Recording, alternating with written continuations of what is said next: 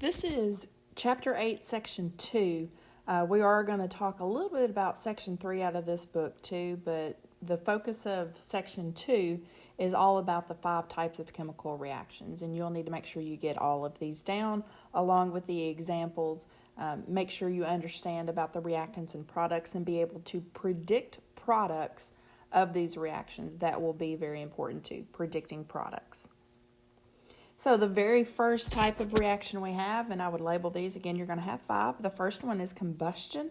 This is where you have the burning of any substance in oxygen that will produce heat. So A and B, the letters A, B, C, and D are going to be very generic when we use those here.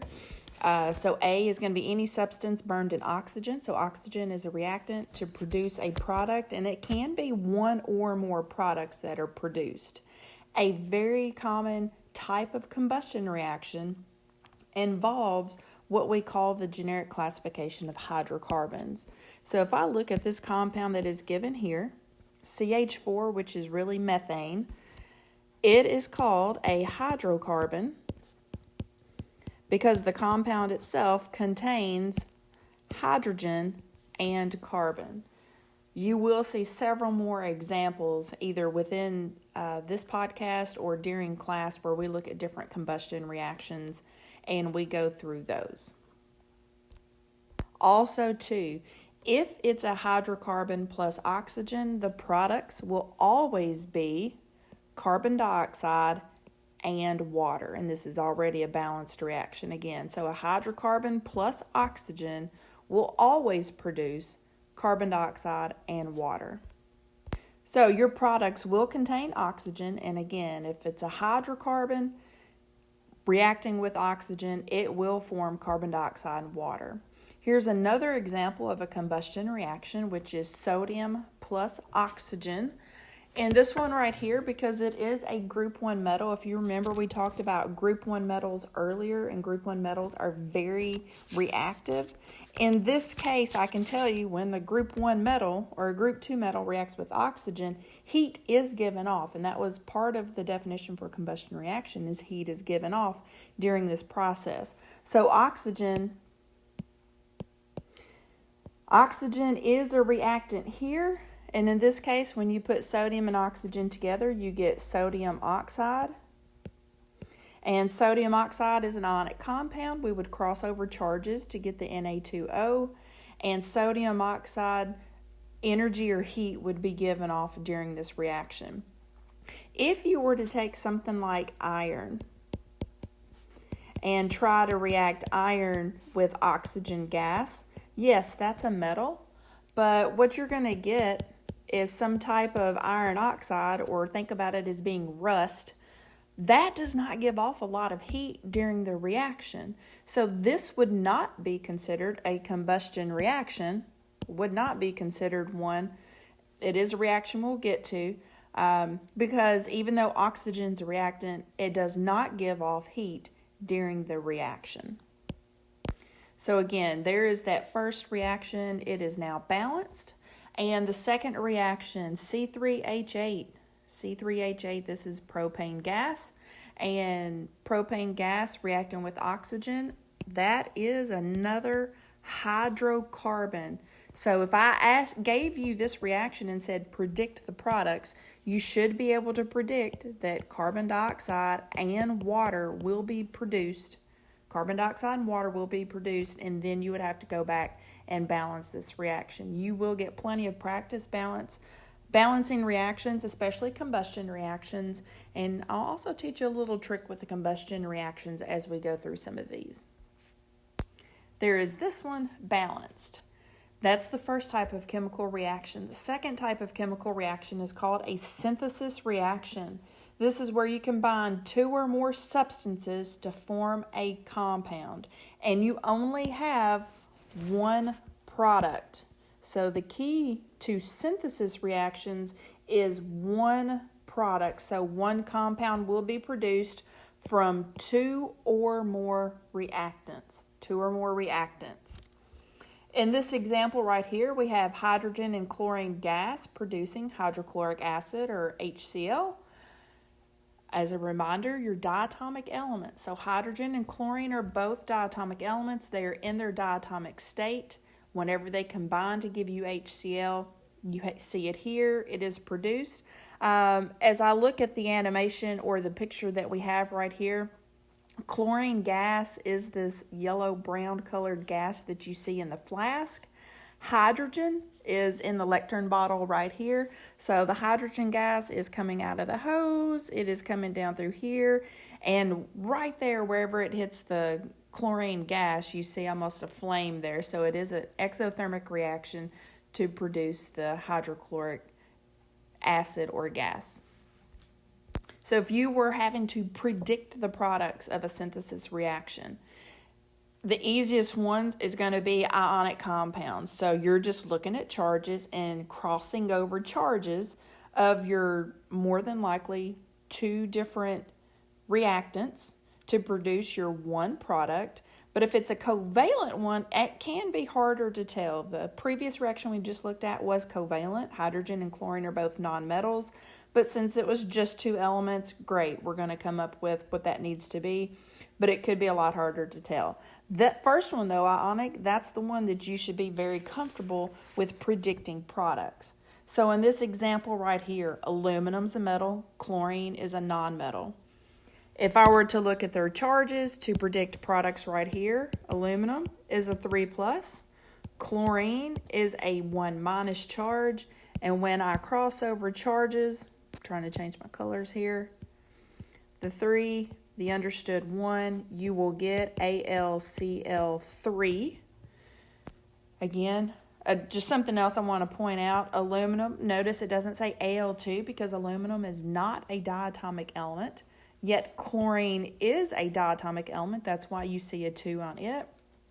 Once you predict your product here, you would go back and balance that chemical reaction to get the proper coefficients. And there is this reaction that has been balanced. So that is reaction type number 2. Heading on over to reaction type number 3, it is decomposition. So with decomposition, the key to this one is there is only one reactant.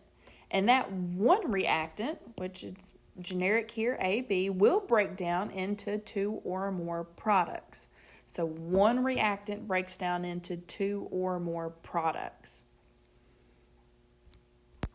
In this example, it shows water decomposing. This process where water, you can't see it because it's not in the picture, but these 2 leads right here are hooked up to provide electricity. So this process is called electrolysis.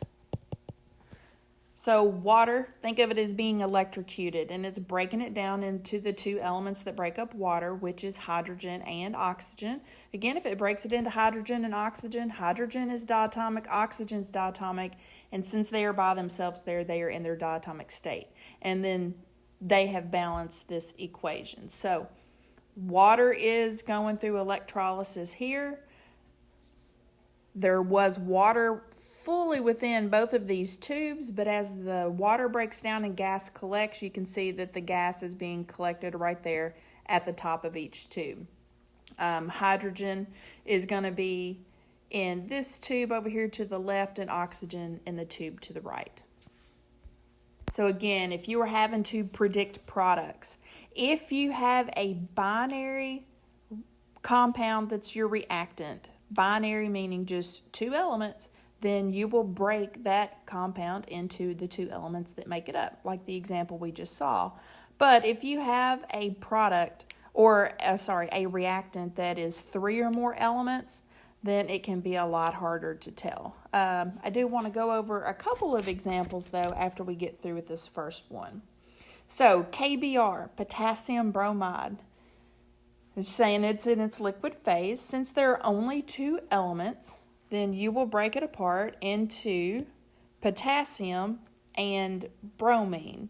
Potassium is not a diatomic element. You leave it as K. It is in the solid state because that is a metal.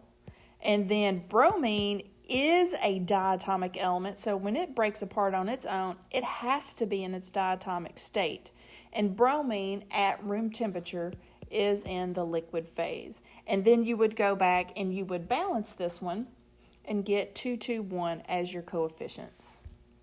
So right here I'm going to go over a few other types of decomposition reactants or decomposition reactions where your reactant does have more than 2 elements. So the first one, if you have a metal carbonate, and I'm going to pick calcium. So calcium carbonate, that is the formula for it. Calcium has a 2+ charge, carbonate has a 2- charge, so those charges cancel. It is an ionic compound. Calcium carbonate, whenever it breaks down in a decomposition reaction, add a little bit of heat to it, it gives off calcium oxide and carbon dioxide gas. Now, since it's a metal carbonate, it breaks down into the metal oxide, so M for metal oxide, and carbon dioxide gas. So I could pick any other metal. Let's say I picked magnesium carbonate. Well, magnesium carbonate would break down into magnesium oxide and carbon dioxide gas.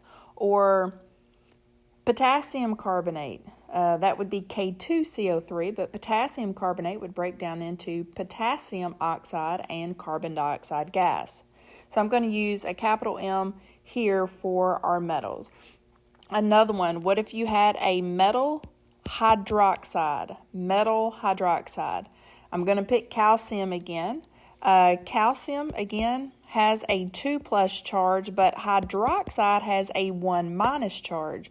So when you cross over charges, it would be CaOH2 in parentheses. Again, you would have to cross over charges there. This time, what is produced, and I'll write it before I actually write what it is, a metal hydroxide will break down into a metal oxide and water. A metal oxide and water.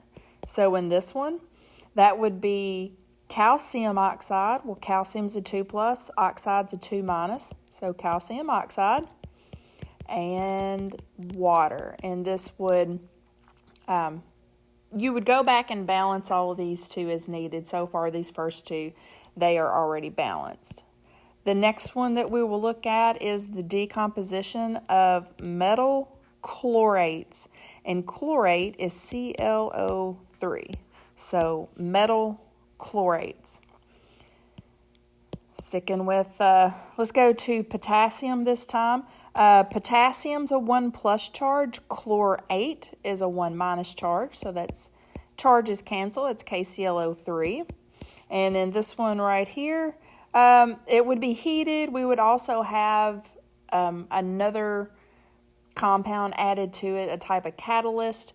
And this time, what is produced with the metal chlorates, you would have your metal chloride and oxygen gas. Metal chloride and oxygen gas. So potassium is my metal. Chloride is a 1- charge, so that is KCl. 1+, 1-, which cancels. And oxygen gas. And in this one right here, you would go back and balance it, and your coefficients would be 2, 2, and 3. For this last one we just did, if I picked a different metal, let's say calcium chlorate. Calcium chlorate, that would be CaClO3 2 because of your charges. That would produce calcium chloride, again, crossing over charges, and oxygen gas, and you would go back and balance that equation. And we're going to do one more type. How about the decomposition of acids? So for our acids, if you are decomposing those, here's one example. H2CO3 is carbonic acid. That would be in its aqueous phase. Carbonic acid would break down into a substance and water. So water is going to be produced and one other substance. Let me give you another example, H2SO4. would break down and water would also be produced with it. Let's just kind of look back to make it easy. H2O, if I were to take off the two H's in the O, so lose my two H's, lose one of my oxygens, I would be left with CO2. I would be left with CO2. If I do that same line of thinking with H2SO4, again, just trying to make it easy here, take off two hydrogens and one of the oxygens. Again, two hydrogens, one of the oxygens leave here. I am left with SO3. So there's you a couple of examples of decomposition of acids as well, and both of those are already balanced. Please make sure you get all of these extra examples of decomposition where you have more than two elements that make up your reactant. Here is our fourth type of reaction. It's called single replacement or single displacement. Either one is fine. You'll see me abbreviate it SR. Single displacement is good as well. It just depends on which textbook you're looking at. And this is where you have one element that replaces another. So the way I like to look at it is this is considered my free element, and it wants to replace something within compound BC. Well, in this example, I noticed that A is paired up with C in this particular one. So A must replace B, kick B out all by itself, and then A and C get together in this one. The way it works is your free element, typically if your free element is a metal, then it replaces the metal in the compound. They have the examples up here talking about metals replacing metals, nonmetals replacing nonmetals, but they do put the plus and the minus. So if your free element is a metal, you know metals typically have positive charges. It will replace the positive charge in whatever compound BC is. And positives always come first. Negatives are going to come last. So cations first, anions last within a compound. It is possible, though, occasionally hydrogen, that'll be the only nonmetal we talk about, might be at the positive charge within compound BC, and you could have a metal replacing hydrogen too.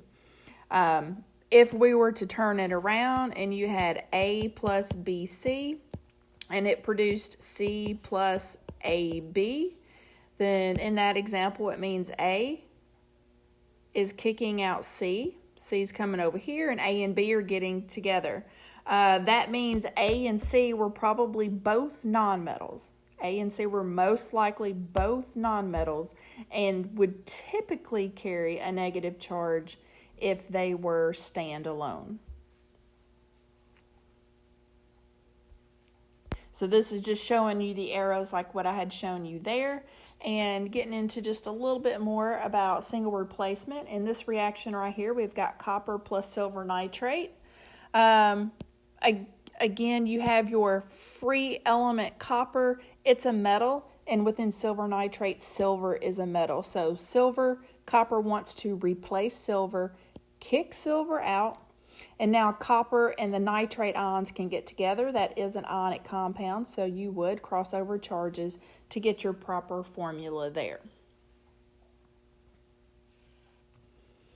Now, with your products, you will produce, if you're starting off with a free element and a compound, then you will produce a free element and a compound. And for this right here, it doesn't matter which order you write your free element and compound in. They could be flipped, compound plus free element.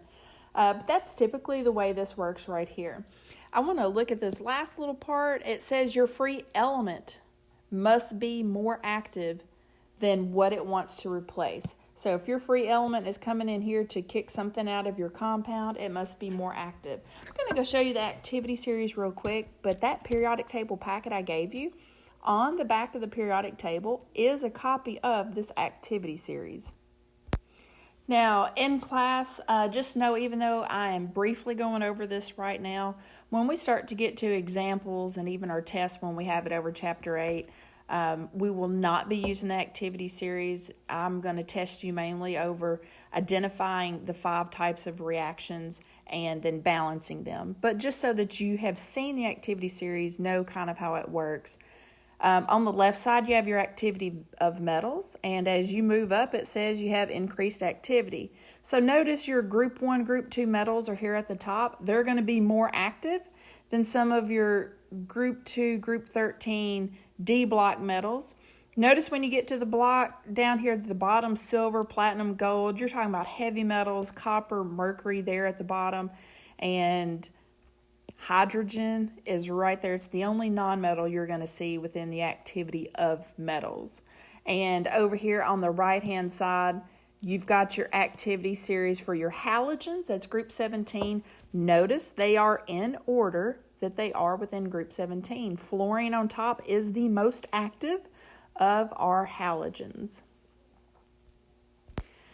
So in this example right here, we have iron plus copper sulfate. If you did go back and look at your activity series, iron as our free element is more active. Since it's a metal, it wants to replace the metal in the copper 2 sulfate.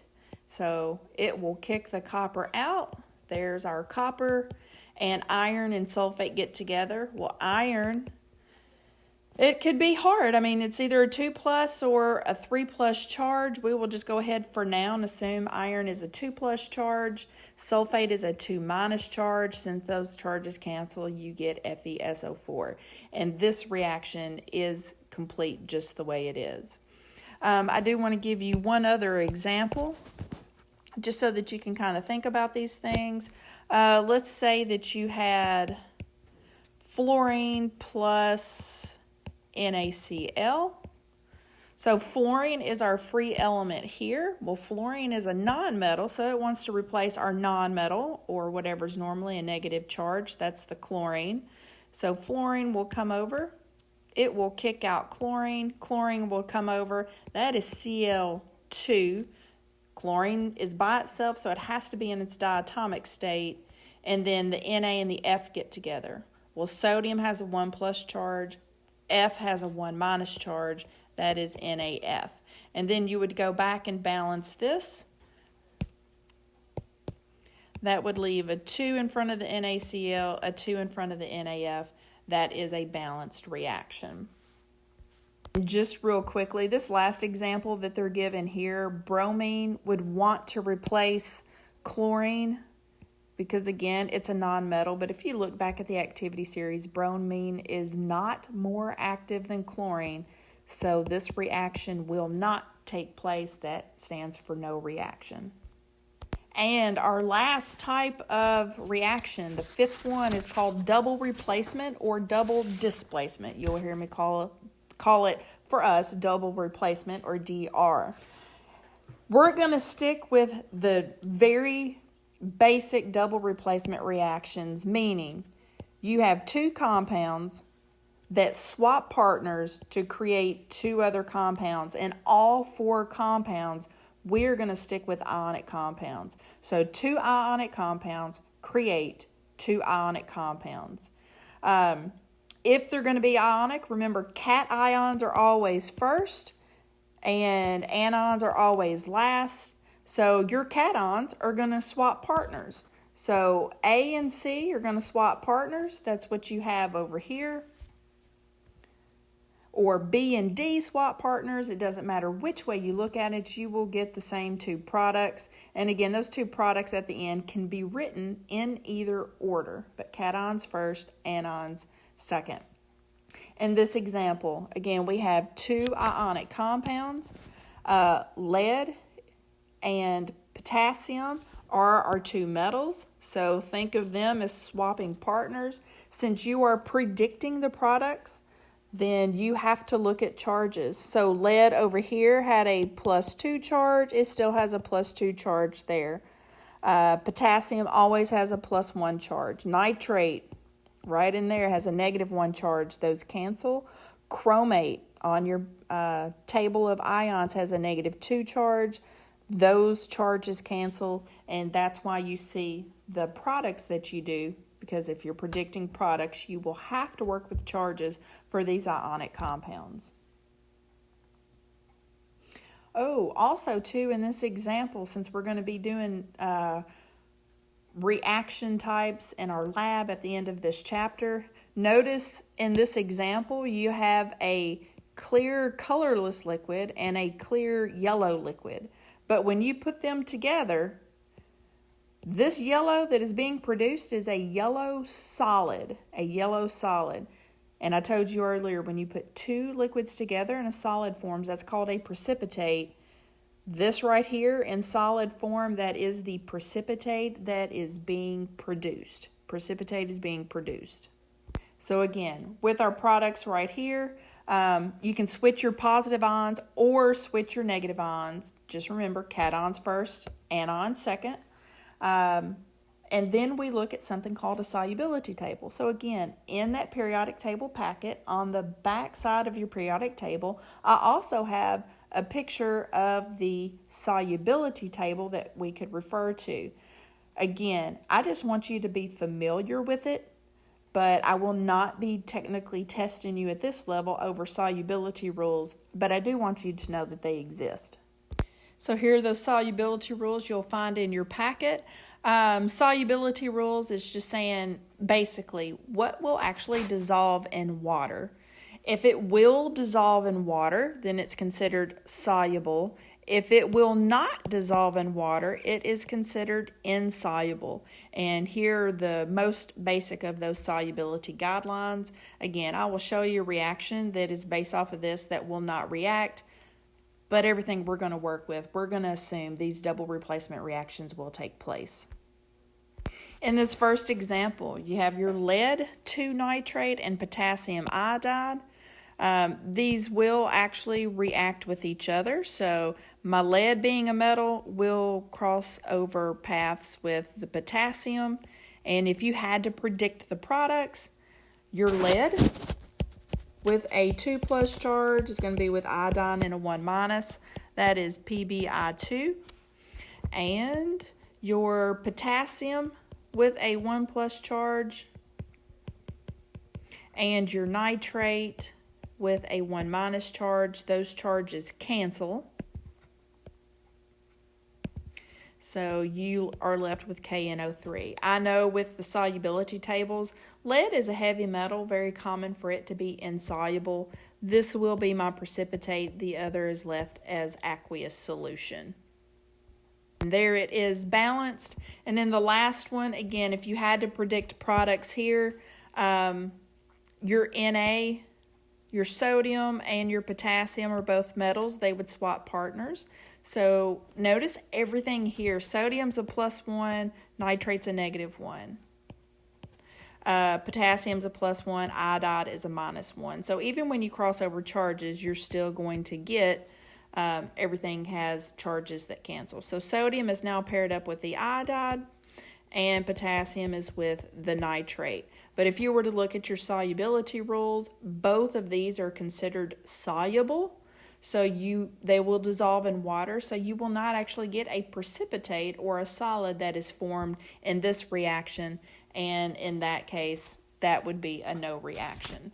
You will get lots of practice with these 5 types of reactions and balancing them.